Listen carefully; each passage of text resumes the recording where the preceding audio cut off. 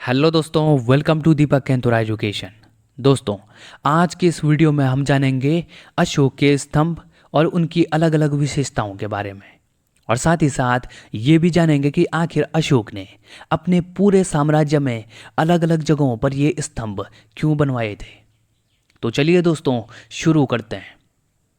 तो दोस्तों, जिस समय पर अशोक का शासनकाल चल रहा था, तो अपने शासनकाल के दौरान अशोक ने अपने पूरे साम्राज्य में अलग अलग जगहों पर ये पिलर्स स्थापित करवाए थे और इन स्तंभों पर धम्म का संदेश लिखवाया था। दोस्तों, जैसे कि आप सभी जानते हैं कि अशोक ने कलिंग युद्ध के बाद बौद्ध धर्म को अपना लिया था, तो सम्राट अशोक ने बौद्ध धर्म की एक महत्वपूर्ण अवधारणा यानी धम्म की नीति को भी काफी महत्व दिया, और धम्म का ही संदेश अशोक ने अपने पिलर्स में अंकित करवाया था। और इस नीति के अंतर्गत जैसे कि अहिंसा का पालन करना, सभी के साथ अच्छा व्यवहार करना, ये सब कार्य आते थे।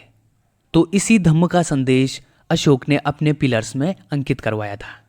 और साथ ही साथ जो मौर्य समाज है, उसमें रहने वाले जो मेंबर हैं, उनकी जो अपने राजा और अपने राज्य के प्रति जो ड्यूटीज हैं, उनको भी इन पिलर्स में लिखवाया था।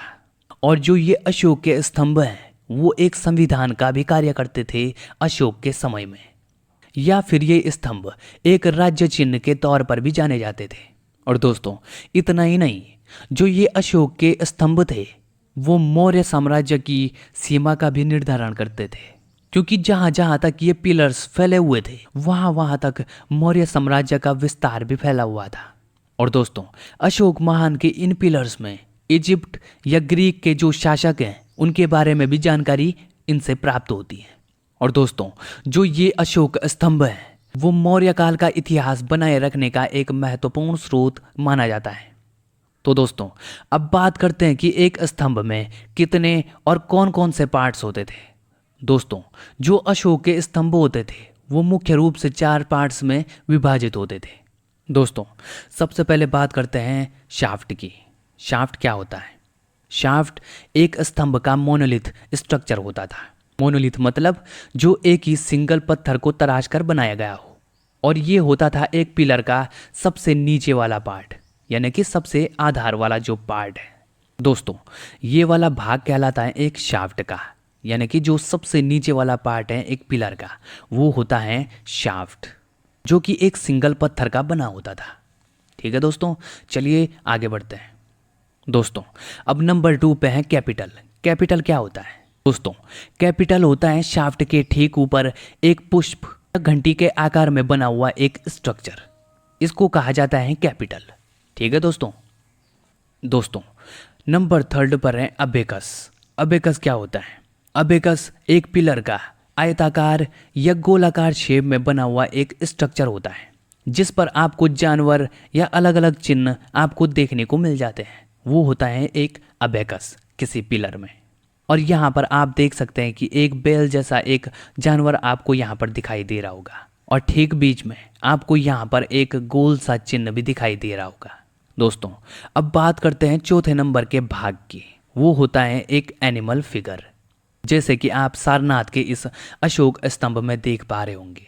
किसी पिलर का जो सबसे शीर्ष वाला, सबसे ऊपर वाला जो भाग होता है, वहां पर बना होता है एक जानवर का फिगर। जैसे कि सारनाथ का जो अशोक स्तंभ है, वहां पर आपको एक फिगर जो कि लोयन का है, और उसी तरह जो रामपुरवा में अशोक स्तंभ है, उसमें आपको एक बैल का फिगर आपको देखने को मिलेगा। ठीक है दोस्तों, चलिए आगे बढ़ते हैं। तो दोस्तों, अब जानते हैं अशोक के पिलर की अलग अलग विशेषताओं के बारे में। तो दोस्तों, सबसे पहले इसकी हाइट की बात की जाए तो वो होती है औसतन 40 फीट के आसपास। और ये जो पिलर है वो चुनार सैंडस्टोन से बनाया जाता था। जो चुनार बलुआ पत्थर होता था, जो कि दिखने में लाल भूरे रंग का होता था, तो ये पिलर बनाया जाता था इसी पत्थर से, जिसको कहा जाता है चुनार सैंडस्टोन। तो अब बात करते हैं कि एक पिलर कैसे बनाया जाता था।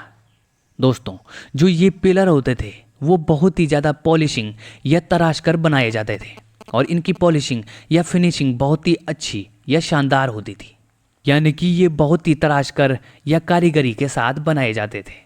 और लोरिया नंदनगढ़ का पिलर, जो कि बिहार के चंपारण में स्थित है, और साथ ही साथ जो सारनाथ का अशोक स्तंभ है वो इसके उदाहरण हैं। तो दोस्तों, ये थी हमारी आज की वीडियो, और अगर आपको ये वीडियो पसंद आई तो इस वीडियो को लाइक और हमारे चैनल को सब्सक्राइब जरूर कीजिएगा।